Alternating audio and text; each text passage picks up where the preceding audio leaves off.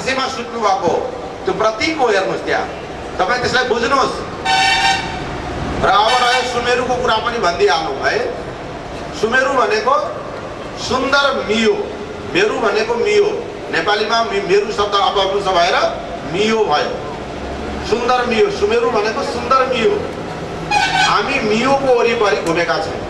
हाम्रो एउटा परिवारको मियो छ, बुवा आमा, समाजको एउटा आदर्श छ, मियो छ, सामाजिक जातीय मियो, सामाजिक मियो, हाम्रो शैक्षिक मियो, हाम्रो पेसागत मियो, त्यसैमा हामी घुम्दछौँ। त्यसदेखि बाहिर घुम्दैनौँ। त्यसलाई मेरो भनिन्छ संस्कृतमा, अङ्ग्रेजीमा त्यसलाई एरो भनिन्छ। सबै आफ्नो आफ्नो एरोमा घुम्दछौँ हामी, त्यो एरो छोडेर जाँदैनौँ। ग्रह नक्षत्रहरू पनि आफ्नो मेरो छोडेर अरूतिर जाँदैनन्, आफ्नै मेरोमा घुम्दछन्, आफ्नै एरोमा घुम्दछन्। यदि त्यो मेरो छोडेर गयो भने भ्रष्ट हुन्छन्, जगत सबै नाश हुन्छ। त्यसैले सम्पूर्ण जगत, चराचर जगत हामी सहित सुमेरु पर्वतको, पर्वत भनेको स्थिर भाग, त्यो स्थिर भागको वरिपरि घुम्दा रहेछौँ। पर्वत भनेको पहाड मात्रै होइन, पर्वत शब्दले स्थिर भागलाई पनि बुझाउँदथ्यो। अर्थ सङ्कोच भएर एउटा पहाडलाई पर्वत भन्न थालियो, अर्थ सङ्कोच भयो, अर्थ साँगुरिँदै गयो। त्यसको विशाल अर्थमा पर्वत भनेको स्थिर भाग हो, जहाँ स्थिर भएर बस्दछ, त्यसलाई पर्वत भनिन्छ। त सुन्दर पर्वतको पो घुम्छौँ त, नराम्रो पर्वत कुपर्वत कुमेरुमा त हामी घुम्दैनौँ नि, सुमेरुमा घुम्छौँ। त्यसैले सुमेरु, कुमेरु होइन हामीले घुम्ने ठाउँ, हामीले घुम्ने ठाउँ त सुमेरु पर्वत हो। त्यसले गर्दाखेरि हामीलाई भागवतले जीवन दर्शन प्रदान गर्दछ र यो सम्पूर्ण जगत चराचर उनी परमात्माद्वारा रचना गरिएको। यसै सन्दर्भमा अघि ब्रह्माजीले भन्नुभयो नारदलाई, हे नारद, मलाई केही थाहा थिएन, म जब प्रकट भएँ कमलको नालमाथि, त्यो कमल कहाँ रहेछ भनेर खोज्दाखेरि पनि पत्ता लागेन। पछि थाहा पाएँ मलाई त्यो उत्पादन गर्ने भगवान् नारायण हुनुहुँदो रहेछ। मैले उहाँलाई सम्झना गरेँ, उहाँले तपस्या गर भन्नुभयो, मैले तपस्या गरेँ, उहाँलाई प्राप्त गरेँ, उहाँले मलाई ज्ञान दिनुभयो, जुन ज्ञानलाई चतुश्लोकी भागवत भनिन्छ। के हो यो चतुश्लोकी भागवतमा? के छ त, के कुराहरू छन्? हामीले चतुश्लोकी भागवतलाई हेर्दाखेरि जसबाट यो भागवत निर्माण भएको छ के रहेछ एकपल्ट हेरौँ त हामी पनि। अहम एव समेवाग्रे नान्यत् यत्सद सत्परम पश्चादहं यदेतच्च यो वशिष्येत सुस्म्यहं ऋतेर्थं यत् प्रतीयेत न प्रतीयेत चात्मनि तद् विद्यादात्मनो मायां यथा भासो यथा तमः यथा महान्ति भूतानि भूतेषु च वसिष्ठनो प्रविष्टान्य प्रविष्टानि तथा तेषु न तेष्वहम् एतावदेव जिज्ञास्यं तत्त्वजिज्ञासुनात्मना।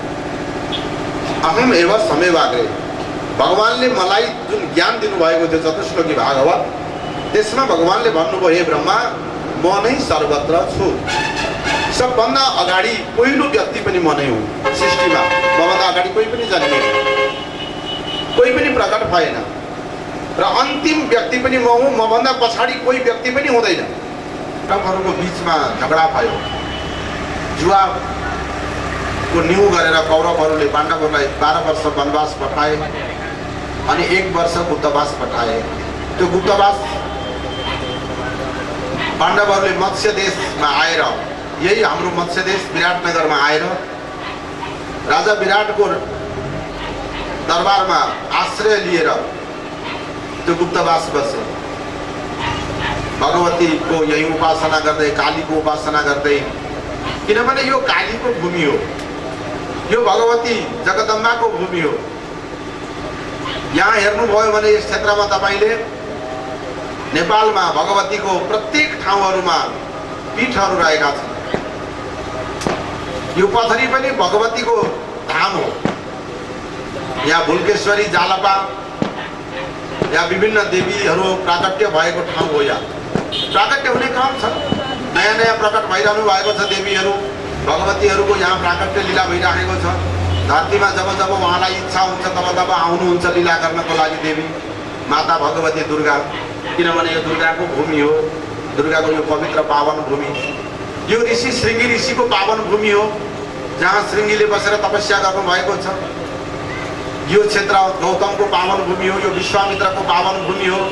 यही क्षेत्रमा विश्वामित्रका 99 सन्तानहरू, छोराहरू बसेर विभिन्न गोत्रमा विभाजन हुनुभएको थियो। यो याज्ञवल्क्यको भूमि हो। यो वैशम्पायनको भूमि, यो वेद व्यासको भूमि, यो वशिष्ठ आदि गरेका ऋषिहरूले तपस्या गरेको सप्तऋषिहरूको भूमि, यो दुर्वासाको भूमि, यो नेपाल पवित्र तीर्थहरूले ऋषि मुनिहरूले भरिएको यो प्राचीन आर्यवर्त क्षेत्र हो। कण कणमा यहाँ देवी देवताको वास छ। यहाँ प्रत्येक घर घरमा सीता, राधा, दुर्गा र लक्ष्मीहरूको प्राकट्य भएको छ। यहाँ घर घरमा बुद्ध, राम, कृष्णहरूको अवतार भएको छ। किनभने यो क्षेत्र, यो राजा जनकको भूमि, यो राजा विराटको भूमि, यो गौतम बुद्धको भूमि, यो भगवान पशुपतिनाथको भूमि, गुहेश्वरी भगवतीको भूमि, यहाँ ठुला ठुला सिद्ध महर्षि तपस्वीहरूको भूमि। कण कणमा अहिले पनि त्यो उहाँहरूको ऋषिहरूको रगत, तातो रगत यहाँ बगिरहेको छ। कश्यपको रगत आएको छ हामी कहाँ, वत्सको आएको होला, धनञ्जयको आएको होला, औरवको आएको होला, गर्गको आएको छ। किनभने तिनै ऋषिहरूको रगत हामीले धारण गरिराखेका छौँ। के गोत्र भन्दाखेरि भन्नुहुन्छ नि, म काश्यप गोत्रको हुँ। कसको रगत आएको छ तपाईँकोमा भन्नुहोस् त? कश्यपको आएको छ, ऋषि कश्यपको रगत आएको छ। वत्सको रगत आएको छ, वशिष्ठको रगत आएको छ, औरवको आएको छ, गर्गको आएको छ, धनञ्जयको आएको छ। सबै ऋषिहरू त यहीँ आउनु भएको छ। हो तिनै ऋषिहरूको पवित्र आत्मा अहिले पनि यहाँहरूको रूपमा बसिरहनु भएको छ यहाँ। त्यसै कारणले यो ऋषिको देन हो हाम्रो शरीर भनेको। हाम्रा गोत्रहरूको यो पवित्र शरीरलाई अपवित्र नबनाऊ, यसैलाई परिचय गरौँ, पहिचान गरौँ। यही त हो नि जीवन। हामीले आफूलाई चिन्ने नै यो जीवनको मन काम हो। त्यसैले हामीले आफूलाई जान्नुपर्छ। देवी तिम्रो चरणको पूजा गरौँला, पूजा गरौँला। देवी तिम्रो चरणको पूजा गरौँला। भक्ति गङ्गा स्नान गरी पार तरौँला, भक्ति गङ्गा स्नान गरी पार तरौँला।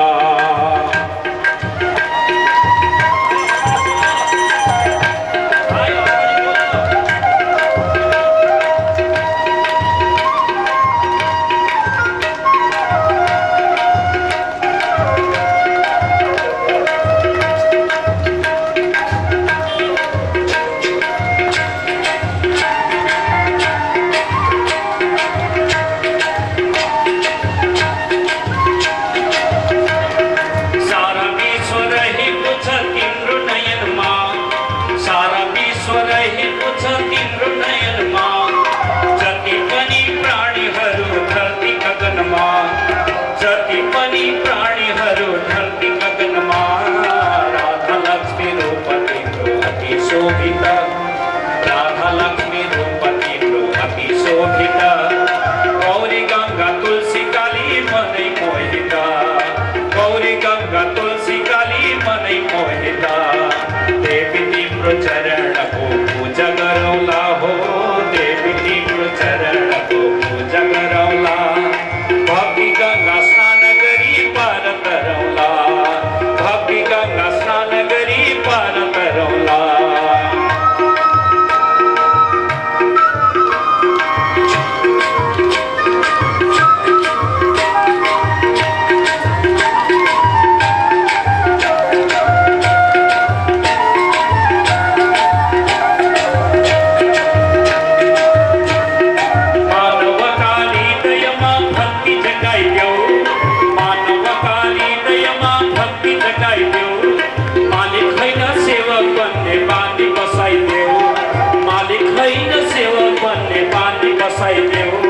देवी तिम्रो चरणको पूजा गरौँला, देवी तिम्रो चरणको पूजा गरौँला। भक्ति गङ्गा स्नान गरी पार तरौँला, भक्ति गङ्गा स्नान गरी पार तरौँला।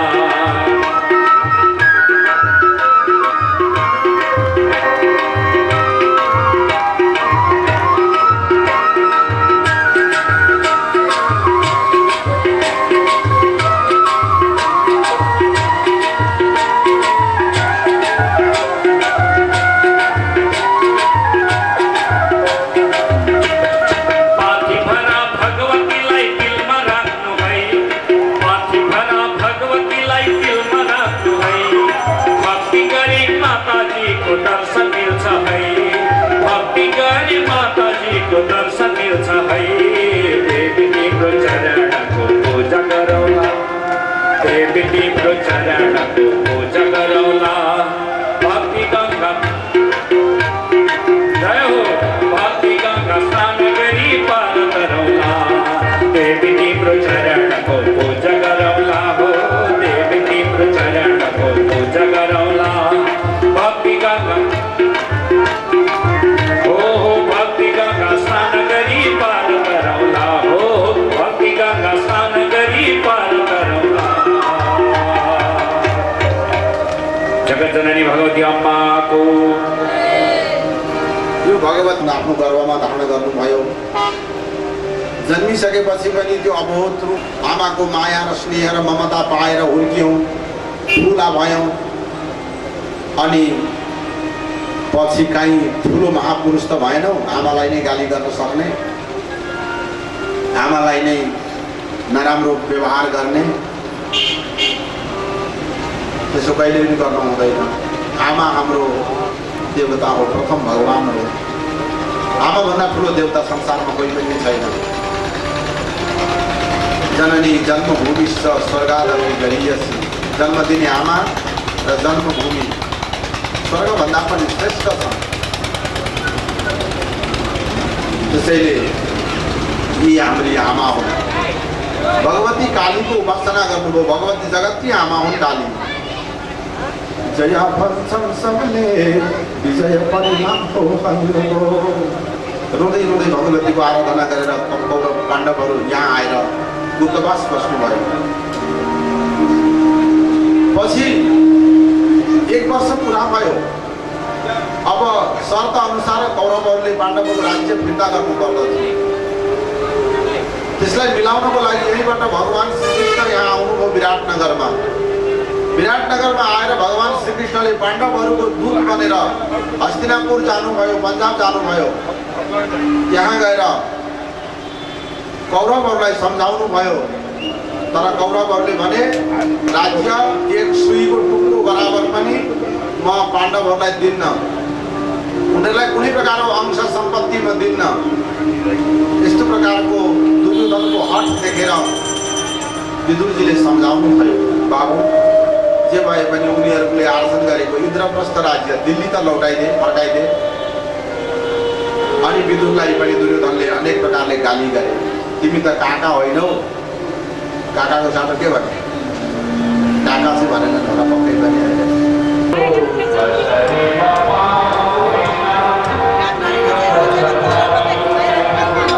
तपाईँलाई पुरी ठुलो छ अरे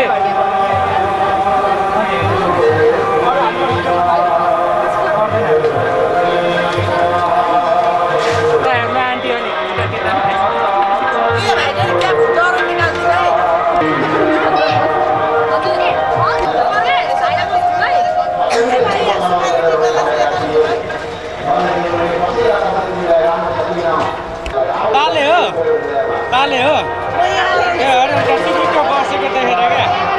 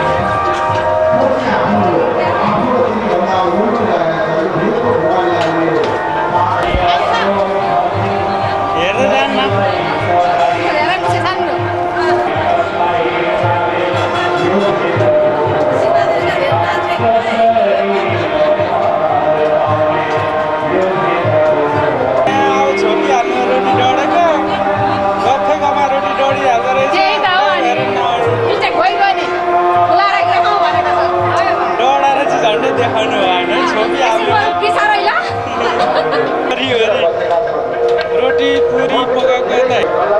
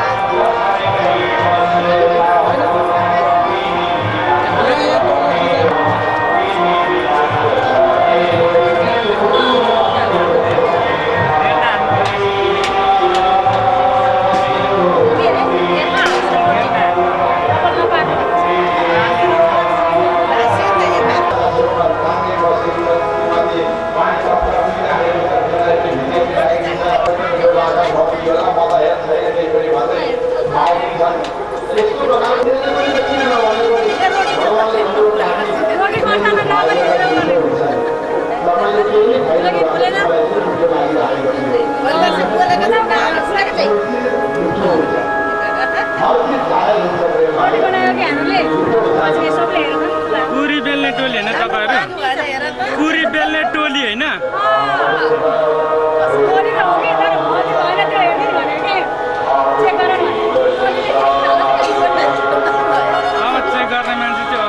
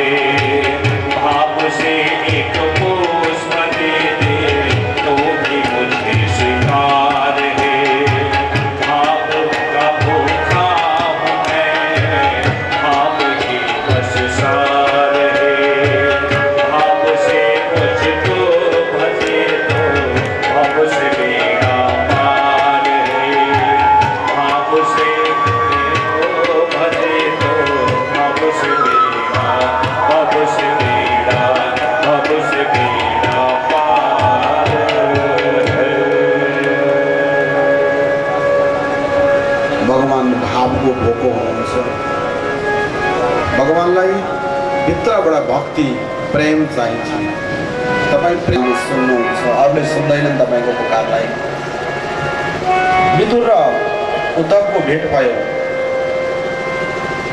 सोध्नुभयो मेरा लागि कुनै सन्देश छ विदुरलाई उद्धवले भन्नुभयो अँ छ भन्नुहोस् न त तर म भन्न सक्दिनँ किन म अहिले वियोगमा ज्यादै दुःखी भएको छु म अहिले भन्न सक्दिनँ भन्न विदुरजी तपाईँ कृपया हरिद्वारमा जानुहोस् त्यही उहाँलाई थाहा छ रातभरि विदुर र उद्धवको कुराकानी भयो उज्यालो भयो अनि उज्यालो भएपछि दुवै हरिद्वारतर्फ लाग्नुभयो विदुरजी उत्तराखण्ड बद्रिकाश्रमतर्फ लाग्नुभयो उद्धवजी विदुरजी मैत्रेयको आश्रममा जानुभयो द्वारिदुम्याद्यादि समापूर्णां मैत्रेयमासीन समातमोदं सत्योपसिद्ध्याच्युतमात्मभावं पप्रत्सौशिल्यगुणाविदितः गएर विदुरले मैत्रेयलाई प्रणाम गर्नुभयो तर सुख नपाएर दुःख पाउँछन् किन यो मलाई बडा आश्चर्य लागेको छ कसैले पनि दुःख पाऊँ भनेर काम गरेको हुँदैन सुखाय कर्माणि करोति लोको न ते सुखमान्य दुपारमं वा विन्देत भूयस्तदैव दुःखं यदन्नयुक्तं भगवान् वदेन दुःख र सुख किन मान्छे चाहन्छ सुख चाहन्छ दुःख चाहँदैन मैत्रेयजीले भन्नुभयो हे विदुर तपाईँले सोधेको तपाईँलाई यो आवश्यकता पर्थ्यो तपाईँ त स्वयं ज्ञानी हुनुहुन्छ थाहा छ नि तपाईँ को हो भन्ने कुरा तपाईँ त साक्षात धर्मराज हुनुहुन्छ अघि माण्डव्यको श्रापबाट तपाईँ दासी पुत्र विदुर बनेर आउनुभयो तपाईँ व्यासबाट अनुकम्पा भएर व्यासको कृपा भएर तपाईँ विचित्र विद्याको घरमा पैदा हुनुभएको छ काशीबाट त्यसलाई गाडु क्षेत्र भनिन्छ त्यसलाई सौवर्ण क्षेत्र भनिन्छ नानी नदीदेखि कौशिकी नदीको बीचको जो भूभाग हो त्यसलाई गाडु क्षेत्र भनिन्छ यो गरुडको क्षेत्र हो। वैनतेयले तपस्या गरेको, गरुडले तपस्या गरेको क्षेत्र, गाडो क्षेत्र, सौवर्ण क्षेत्र पनि भनिन्छ यसलाई। त्यसैले त कोशी टप्पूमा धेरै चराहरू देखिने गर्दछ। सौवर्ण क्षेत्र, सौवर्ण भनेका सुन्दर पङ्ख भएका, प्वाखहरू भएका चराहरूको यो वासस्थान हो। अघि माण्डव्य नाम गरेको ऋषि तपस्या गर्नुहुन्थ्यो। उहाँको आश्रममा एक दिन चोरहरूले चोरीको सामान लिएर आएर घुसे। पछाडि पछाडि सिपाहीहरू खेल्दै थिए। चोरहरूले विचार गरे अब अरू उपाय छैन, यो सामान यतै कतै लुकाइदिउँ, हामी पनि जोगी बनौँ। त्यो सल्लाह गरेर सामानहरू निकालिदिए। लुगाहरू एकतिर लगेर थुपारेर लुकाए झाडीभित्र। अनि माण्डव्यको कुटीमा आएर वरिपरि खरानी घसेर सबै बसे। ध्यान गरे जस्तो बसेर वरिपरि सबै बसे। बिचमा माण्डव्यजी हुनुहुन्थ्यो। सिपाहीहरू आए, यसो हेरे, वाह, ए अघिसम्म त यहाँ एउटै मात्रै जोगी बसेको थियो, अहिले त थुप्रै जोगीहरू बसेछन्। सबै जोगीहरूलाई सम्झेर यिनै चोर हुनुपर्छ भनेर सबैलाई समाते। अनि यही रहेछ चोरको सरदार, किनभने यही अर्डर गर्दो रहेछ। चोरेर ल्याएर यतै राख्दो रहेछ। छेउछाउमा खोज्दाखेरि त्यहाँ झाडीभित्र सामान पनि भेट्यो। यही पो रहेछ चोर त, ल यसैलाई समात्नुपर्छ भनेर माण्डव्यलाई सहित समातेर लिएर गए। राजालाई खबर गरे, महाराज हामीले चोरलाई रङ्गे हात समातेर ल्याए।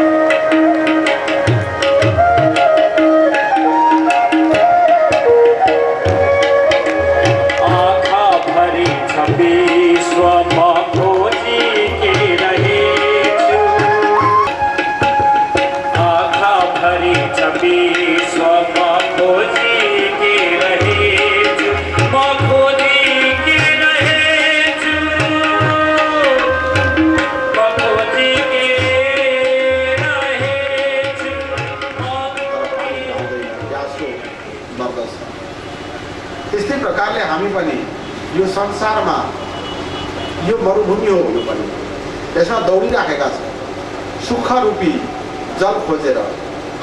यता पो सुख छ कि भनौँ, ठुलो घर बनाएर हेऱ्यो त्यसलाई पनि सुख छैन, परिवार धेरै बनाएर हेऱ्यो सुख छैन, सन्तान धेरै बनाएर हेऱ्यो सुख छैन, धन सम्पत्ति धेरै जोडेर हेऱ्यो सुख छैन, नाता गोता इष्टमित्र जोडेर हेऱ्यो सुख छैन, फुटाएर हेऱ्यो सुख छैन, जोड्दा पनि सुख छैन, फुटाउँदा पनि सुख छैन। अनि त्यत्तिकै त्यो दुःखै दुःखमा एक दिन यो संसारबाट उसले बिदा हुनुपर्दछ।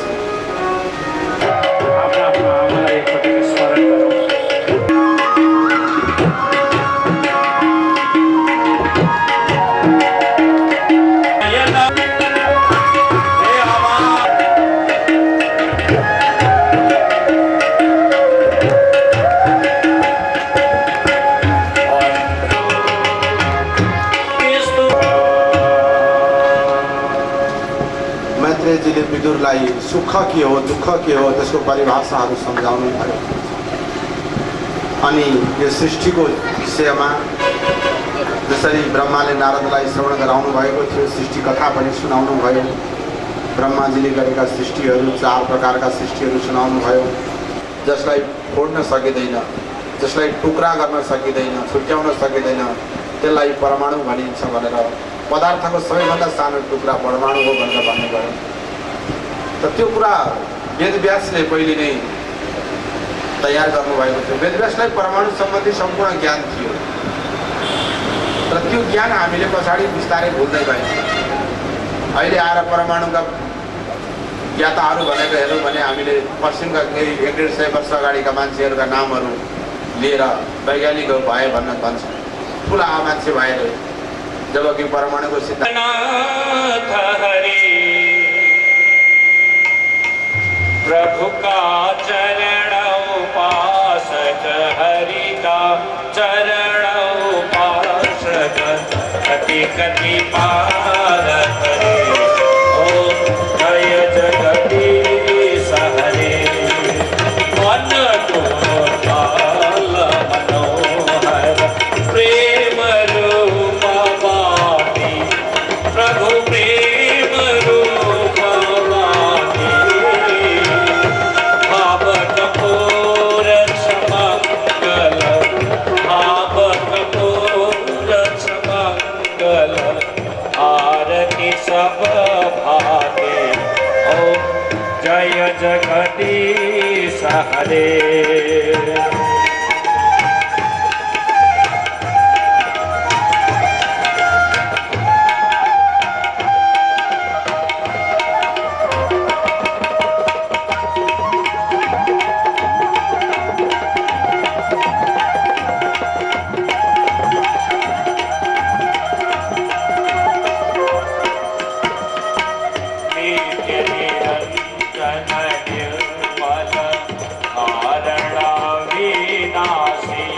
प्रभु कारण विनाशी शरणागत प्रतिपालक शरणागत प्रतिपालक चिन्मय सुख राशि ओम जय जगदीश हरे श्री श्री स्थिति लय करता त्रिभुवन का स्वामी प्रभु त्रिभुवन का स्वामी भाति सुधा बरसाओ प्रेम सुधा बरसाओ शरण पर्यो भावे ओम जय जगदीश हरे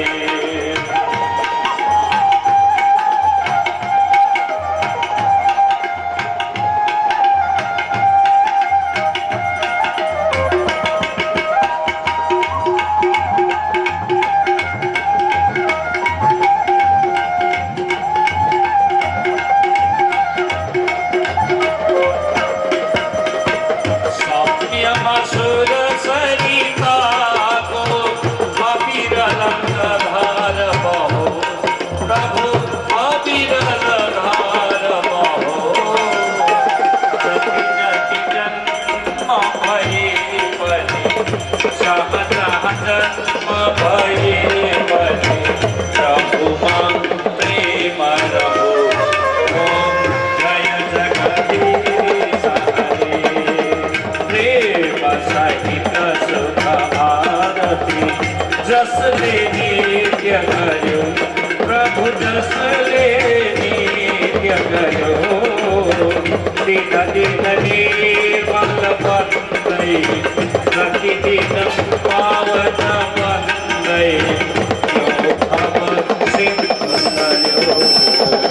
जय जगदीश हरे ओम जय जगदीश हरे प्रभु जय जगन्नाथ हरे प्रभु का चरण उपासक हरि का चरण उपासक अति गति पार हरे ओम जय जगदीश हरे कर्पूर गौरम करुणावतारम संसार सारम भुजगेन्द्रहारं सदा वसन्तं भवानी त्वमेव माता च पिता त्वमेव बन्धुश्च सखा त्वमेव विद्या त्वमेव सर्वं मम देव त्वमेव सर्वं मम देव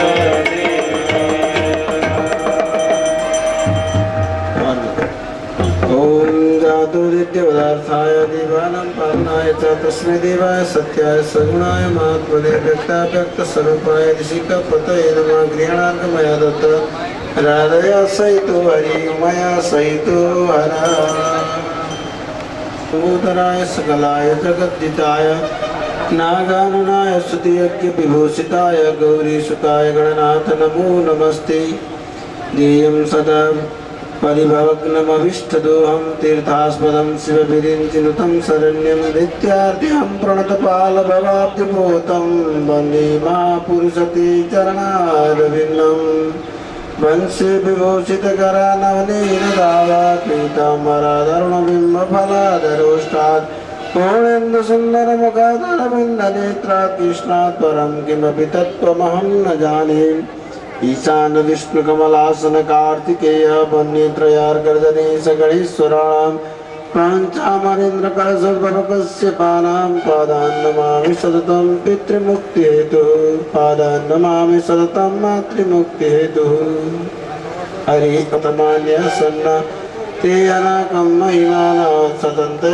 पूर्वे साध्याः सन्ति देवाः कायेन वाचा मनसेन्द्रियैर्वा बुद्ध्यात्मना वा प्रकृतिस्वभावात् करोमि यद्यत् सकलं परस्मै नारायणायेति समर्पयामः मन्त्रपुष्पाञ्जलिं समर्पयामः समस्त स्थापितेभ्यो पूजितेभ्यो समस्त देवी देवताभ्यो नमः रिद्धि सिद्धि सहित भएका श्री गणेश भगवान को जगत साक्षी सूर्यनारायण भगवान को जगत जननी माता को श्याम सदा भोले बाबा को लक्ष्मी नारायण भगवान को श्रीमद् भागवत महापुराण को राष्ट्रदेव पशुपतिनाथ को नर्मदेश्वर बाबा को दुर्गेश्वरी माता को राम जानकी माँ भगवान को हनुमान जी महाराज को अन्नपूर्णा देवी को काश्यप गोत्र का समस्त पितृहरू को समस्त भक्त का समस्त पितृहरू को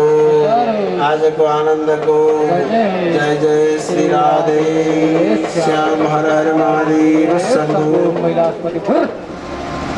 दाजुभाइ जो पितृहरू भन्नुभएको छ यो माइकले अलिकति मिलाउने आवाज भएन उहाँको सुपुत्र नरेश कुमार विष्ट असामयिक रूपमा देवकमा तर्नु भएको र उहाँकै वार्षिकीको अवसर पारेर आयोजना गरिएको यो श्रीमद् भागवत महापुराण सप्ताह ज्ञान महायज्ञमा यहाँहरू सबैलाई हार्दिक स्वागत अभिवादन।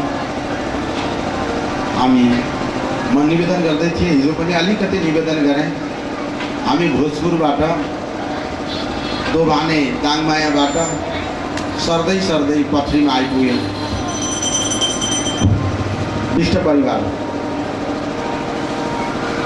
भागवत का कथा को प्रारम्भमा मैले विष्ट परिवारको परिचय पनि ठुलोस् भन्ने चाहना राखेको हुँ र आज अलिकति अगाडि एक फुड्किलो तलतिर म आइपुगेको छु। थोरै तलतिर मात्रै झरेको छु, धेरै झर्न सकिनँ। भारी नमिलेर पनि होला, अलिक भारी मिलेपछि गुडु कुदेर एकै दिनमा पनि झरिएला। यहाँ हाम्रो पोखरेल गुरु हेर्दै हुनुहुन्छ, उहाँले मिलाउने व्यवस्था गरिदिनु भएको छ।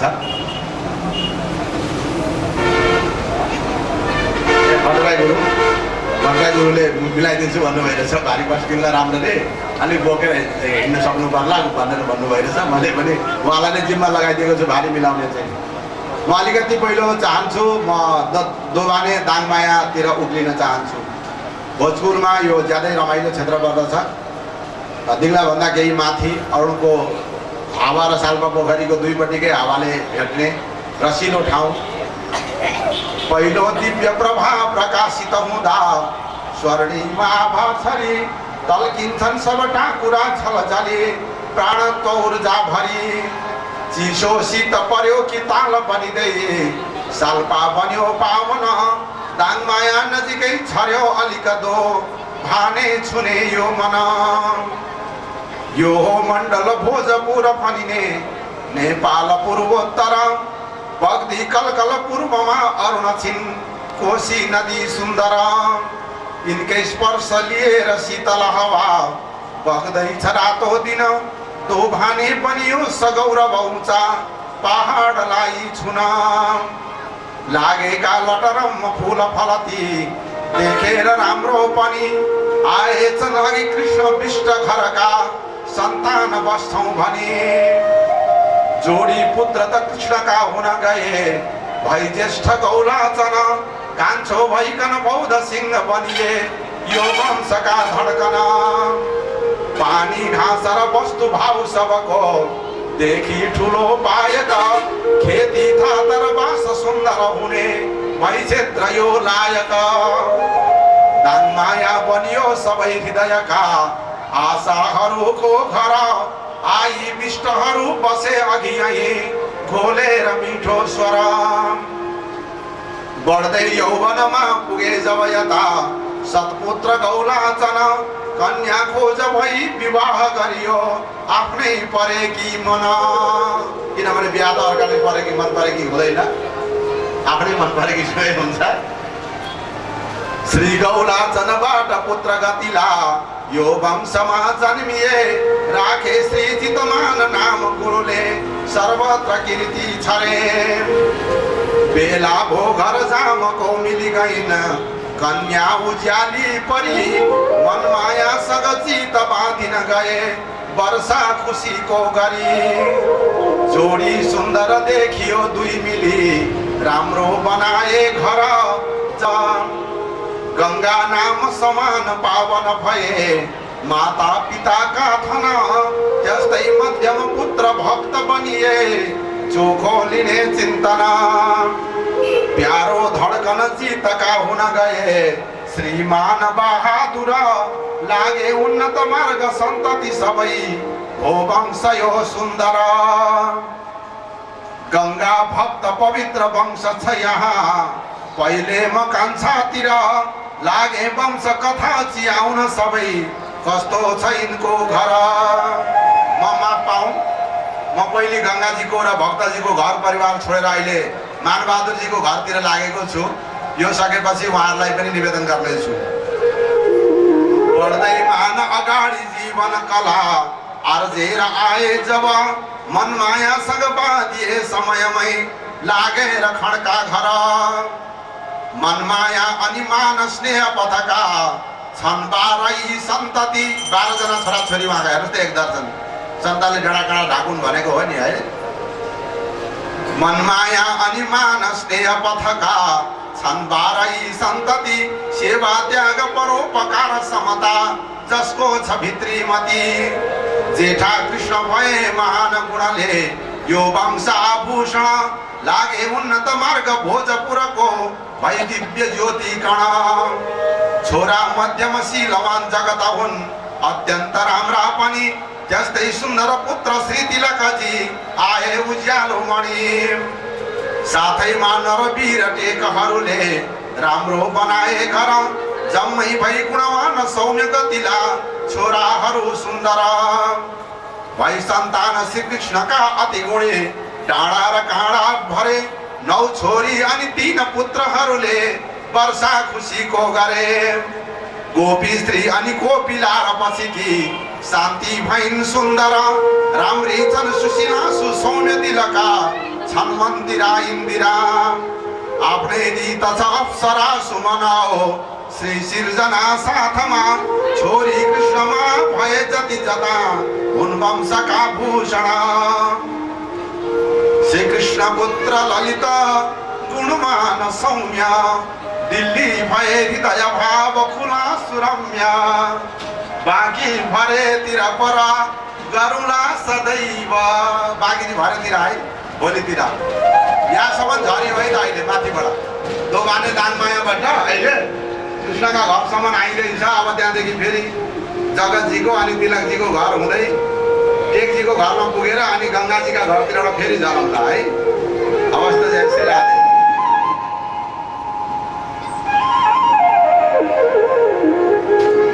कृष्णाय वासुदेवाय देवकी नन्दनाय च नन्दगोपकुमाराय गोविन्दाय नमो नमः